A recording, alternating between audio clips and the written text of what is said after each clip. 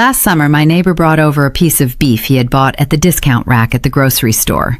It was a bottom round steak, one of the toughest, leanest cuts on the animal, marked down to just over $1 a pound because it had been sitting in the case for 2 days and the store needed to move it. He held it up and asked me, half joking, whether there was anything the Amish could do with that. I told him to leave it with me. He came back for supper that evening. He ate 2 full servings and asked me 3 separate times what cut of meat it was, because he did not believe it was the same piece he had handed me 6 hours earlier. The beef was tender. It pulled apart without a knife. The flavor was deep and smoky and slightly sweet in a way he had never tasted from something that came off a backyard fire. His wife asked for the recipe before she left. His teenage son, who apparently does not eat red meat, according to my neighbor, ate it without comment and reached for more. That is what the right method does to the wrong cut of meat, and it is what I want to show you today. I want to start by telling you what most people get wrong when they try to cook a cheaper cut of beef outdoors, because understanding the mistake is what makes the solution make sense. When most people think about grilling or barbecuing a steak, they think about high heat, quick cooking, and a char on the outside. That method is correct for a small number of cuts that have the right combination of fat marbling and natural tenderness to handle it. A ribeye, a strip steak, a tenderloin. These are cuts where high heat and short cooking time produce the right result because the fat content bastes the meat internally as it cooks, and the muscle fibers in these cuts are inherently short and tender. A bottom round steak, a chuck steak, a flank steak, a skirt steak, a brisket flat. These are working muscles. They contain long, tough muscle fibers and relatively little intramuscular fat. Applied high heat for a short time to one of these cuts, and you get something that resembles the leather of a work boot in texture, because the muscle fibers contract and tighten dramatically under high heat, and nothing has had the time or the mechanism to break them down. The Amish method for tough cuts is not a faster version of what most people do. It is a fundamentally different process. And the difference comes down to 3 things: time, moisture, and acid. Time is what allows collagen, the connective tissue that runs through working muscles and that is primarily responsible for their toughness, to convert to gelatin. This conversion happens at temperatures above 160 degrees Fahrenheit when sustained for a long enough period, typically several hours rather than several minutes. Gelatin has a completely different texture in the mouth than collagen. Where collagen feels tough and chewy, gelatin is soft, rich, and contributes enormously to the perceived tenderness and mouthfeel of the finished meat. A cut that has had its collagen fully converted to gelatin through low, slow heat will literally pull apart at the grain with very gentle pressure, and the resulting texture is what people describe as fork tender, which is not a coincidence with the way the language developed. Fork tender means a fork is sufficient, no knife required. Moisture is what prevents the external surface of the meat from drying out and becoming tough during the extended cooking time. Tough cuts cooked low and slow need either a braising liquid surrounding them, a covered vessel trapping steam, or regular basting to keep the surface hydrated while the interior is doing the slow work of collagen conversion. Acid is the third element, and it is the one that the Amish marinade method specifically relies on in a way that changes the outcome of the whole process. Acid denatures protein, meaning it begins to break down the structure of muscle fibers before the meat ever reaches heat. A cut that has been in an acid-based marinade for several hours or overnight arrives at the cooking surface with its proteins already partially relaxed and its fiber structure already somewhat softened, which means the cooking process has less work to do and achieves a more tender result faster and at a lower internal temperature than it would without the marinade. The acid in the traditional marinade I am going to show you comes from apple cider vinegar and from the natural sugars in brown sugar that begin to ferment slightly in the presence of other ingredients during the marinade period.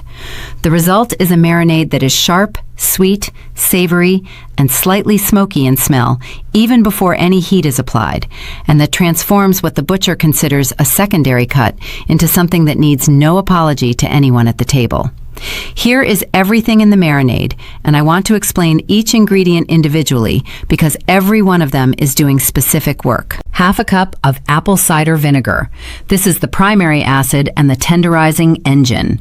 Apple cider vinegar's acetic acid begins denaturing the surface protein of the meat immediately, and given overnight or at minimum 4 to 6 hours, works its way through the outer layers of the muscle in a way that plain water cannot.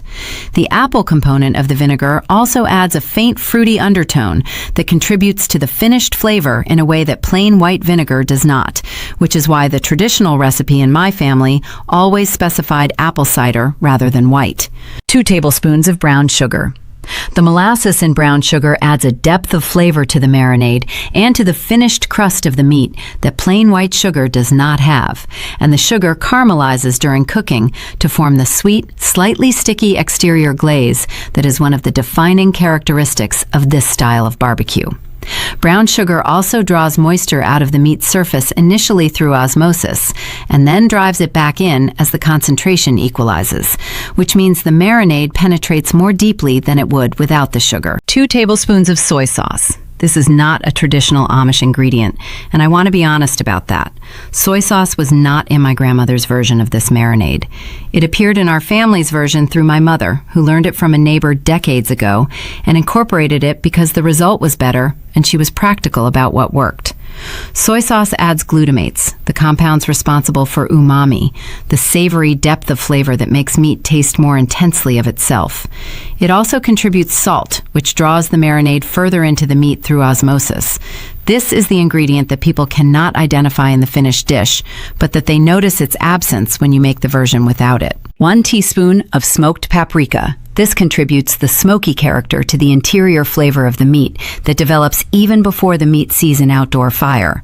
And it contributes the deep red color to the exterior glaze that makes the finished crust look like it has been over hardwood coals for hours, even if you cook it over a gas fire. Half a teaspoon of garlic powder, and half a teaspoon of onion powder. These are flavor foundations that amplify the savory character of the finished meat. Fresh garlic and onion added to a marinade work differently from their powdered forms in this application. Fresh aromatics can overwhelm and dominate the flavor of a long marinade. The powdered versions contribute their flavor compounds more gently and integrate more completely with the other marinade ingredients over time. 1/4 teaspoon of black pepper and 1/4 teaspoon of cayenne. The pepper adds its familiar sharpness, and the cayenne adds a background warmth that you do not identify as heat specifically, but that would be absent if it were not there. The cayenne also helps with the crust formation during cooking. 2 tablespoons of vegetable oil or any neutral flavored oil. Oil helps carry the fat-soluble flavor compounds in the spices through the meat's surface, prevents the marinade from drying on the exterior of the meat during cooking, and contributes to the glaze texture on the finished crust. Combine all of these in a bowl and whisk until the sugar is dissolved and the ingredients are fully incorporated. The marinade will be the color of dark mahogany and will smell sharp, savory, and slightly sweet all at once. Place your steak in a Ziploc bag or a glass container with a tight lid, pour the marinade over it, and make sure every surface of the meat is in contact with the marinade. Seal it and put it in the refrigerator. 4 hours minimum, overnight is better. 36 hours is the version you use when you want to know what this cut is genuinely capable of. When you are ready to cook, remove the meat from the marinade and let it come to room temperature for 30 minutes before it goes on the heat. Cold meat placed on a hot surface immediately causes the outer layer to contract dramatically before the interior has had any chance to warm, which produces uneven cooking. Room temperature meat goes on the fire with the interior already partway to its target temperature, which produces more even cooking from edge to center. Pat the surface of the meat dry before it goes on the fire. This is a step that seems counterintuitive after an overnight marinade, but a wet surface steams rather than sears, and the crust you want on the outside of this meat requires the direct contact of dry protein with a hot surface. The marinade flavor is already inside the meat. Drying the surface does not remove the marinade benefit. It allows the surface to do what you want it to do, which is form a crust. Now the fire. For a tough cut cooked by this method outdoors, you want what is called a two-zone fire. On one side of your grill or fire setup, build a hot, direct heat zone. On the other side, you want indirect heat, lower temperature, no direct flame underneath the meat. You start the meat on the hot direct side for 3 to 4 minutes per side, developing the crust and the caramelization of the brown sugar glaze. Then you move it to the indirect side, close the lid or cover it with a tent of foil, and let it cook slowly at a lower temperature until it reaches the internal temperature appropriate for your preference and for the cut. For a bottom round or chuck steak using this method, I cook to an internal temperature of approximately 200 degrees Fahrenheit, rather than the medium rare or medium temperature you would target with a premium cut. This higher temperature is not a mistake. At 200 degrees, the collagen conversion to gelatin is essentially complete, and the meat will be pull-apart tender in a way it would not be at 140 or 150 degrees. This is not how you cook a ribeye. This is specifically how you cook a tough, working muscle cut to achieve maximum tenderness, and it requires trusting the process through what feels like overcooking by the standards of conventional steak cooking. The difference in result between 160 degrees and 200 degrees on a bottom round steak is the difference between a steak that is somewhat tender and a steak that you pull apart with 2 forks. While the meat is in the indirect heat zone, baste it every 20 minutes with any marinade that was set aside before the raw meat was added, or with a simple mixture of apple cider vinegar and brown sugar. This basting keeps the surface moist during the long indirect cooking period and builds up the glaze layer that gives the finished exterior its color and its slightly sticky sweetness. When the meat reaches temperature, remove it from the heat and let it rest on a cutting board for at least 15 minutes before cutting. Resting allows the juices that have been driven toward the center of the meat during cooking to redistribute throughout the muscle. Cut into a rested steak immediately, and those juices run out onto the board. Wait 15 minutes, and they stay in the meat where they contribute to flavor and texture. Cut the finished meat across the grain, meaning perpendicular to the direction of the muscle fibers, rather than parallel to them. Cutting with the grain leaves long muscle fiber strands in each slice that feel chewy, regardless of how tender the meat has become during cooking. Cutting across the grain shortens those fibers, and each bite contains short fiber segments that feel tender, even if the underlying muscle was a working cut to begin with. I want to talk about wood smoke, because the outdoor fire component of this method is not just about heat. The smoke from burning wood contributes volatile aromatic compounds to the surface of the meat during cooking that penetrate approximately a quarter inch into the exterior and produce what is called a smoke ring in competition barbecue, a pink layer just under the surface that is evidence of the smoke penetration. For an outdoor fire, hardwoods produce the most desirable smoke character. Applewood and cherrywood produce a mild, slightly fruity smoke that complements the apple cider vinegar in the marinade particularly well. Oak produces a stronger, more assertive smoke flavor. Hickory is the most intense and is appropriate for beef, but should be used with restraint rather than piled on, because its flavor can overwhelm the marinade character if the smoke is too heavy. If you are cooking over a gas grill and want smoke flavor, a handful of wood chips soaked in water for 30 minutes and placed in a smoker box or a foil packet with holes poked in it, set directly over the gas burner, will produce meaningful smoke during the cooking period. Now let me tell you the broader truth about what this method represents, because it goes beyond one recipe for one piece of meat. The Amish approach to food has always been shaped by the reality of working with what is available and making it excellent through knowledge, rather than through spending more money on a better ingredient. The premium cuts that modern American cooking has built a culture around, the ribeyes and the tenderloin and the strip steaks, are tender and flavorful with minimal effort, because they require minimal effort. Cooking them well is not difficult. Cooking a bottom round steak well requires understanding the underlying biology of muscle tissue, the chemistry of acid tenderization, and the patience of low and slow heat over several hours. The knowledge gap between a disappointing result and a remarkable one on a cheap cut is large, and the financial gap between a cheap cut and a premium cut is also large. My grandmother never bought a tenderloin in her life. She fed a family of 9 from an animal that her household raised, which meant using every part of that animal well, including the working muscles that most modern cooks set aside for stew at best. The knowledge of how to make those cuts excellent was not optional for her. It was the entire cooking challenge. And the methods she developed and inherited for meeting that challenge are the ones I am showing you today.